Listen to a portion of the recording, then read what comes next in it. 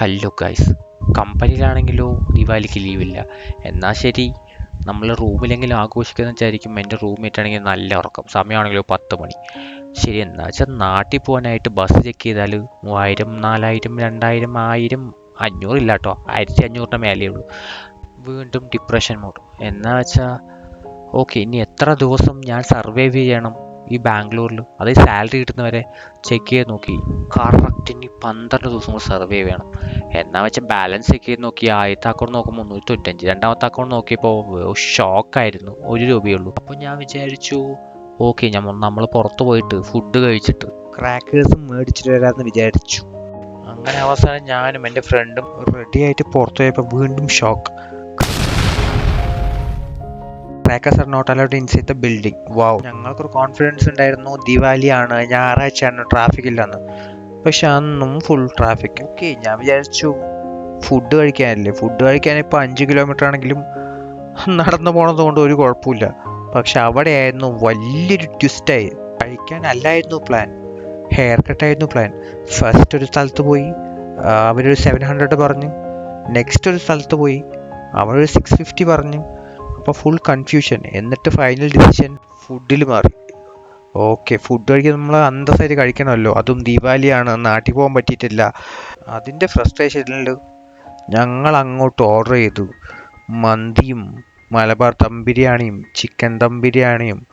ഞങ്ങൾ ഈ ബാംഗ്ലൂർ വന്നിട്ട് പബ്, പാർട്ടി, ട്രാവൽ, ട്രിപ്പ് ഒന്നും ഞങ്ങൾ ആസ്വദിച്ചിട്ടില്ല. ഞങ്ങൾ full concentrated in food. This is my pizza, this is my burger, and this is my chicken. East or west, food is the best. അതിനുശേഷം എൻ്റെ 2 സിസ്റ്റേഴ്സും എന്നോട് കൃത്യമായി പറഞ്ഞിട്ടായിരുന്നു പോയത്, വലിയൊരു ട്രാൻസ്ഫോർമേഷൻ കാണിക്കുമെന്ന് പറഞ്ഞു. ഇതിനെക്കുറിച്ചൊന്നും വലിയ ധാരണ എനിക്കില്ലാത്തതുകൊണ്ട് ഹെയർ വാഷ് ചെയ്യുന്നു, സ്പ്രേ ചെയ്യുന്നു, പിന്നെ ഹീറ്റ് ചെയ്യുന്നു. ഹെയർ കട്ടിന് ശേഷം എൻ്റെ സിസ്റ്റർ എന്താ വിചാരിക്കുക എന്നുള്ളതിൽ എനിക്ക് നല്ല ധാരണയുണ്ട്. കാണുന്നവർക്കല്ലേ എന്റെ മുടിയെ പറ്റി ഭയങ്കര അഭിപ്രായ, പക്ഷെ എനിക്ക് ഇതൊരു ഭാരമായിട്ടാ തോന്നണേ. വീട്ടിലെല്ലാവർക്കും ഇങ്ങനെയാ, അമ്മയ്ക്കാണെങ്കിൽ ഉപ്പൂറ്റി വരെ മുടിയുണ്ട്. ഓ, hereditary. ഏയ്, ആ എണ്ണ ഞാൻ തേക്കില്ല, നല്ല കാച്ചെണ്ണ തേക്കണത്. പക്ഷെ ഈ ഹെയർ കട്ടിന്റെ കാശ് കൊടുക്കുന്ന ദേവയുടെ മൈൻഡ് വോയിസ് എനിക്ക് അപ്പം തന്നെ മനസ്സിലായി. ഈശ്വര, ഇതൊക്കെ എന്റെ തലയിലാവൂലോ. പക്ഷെ പിള്ളേരൊരു ആഗ്രഹമല്ലേ സ്ലോ മോഷൻ വേണമെന്നുള്ളത്.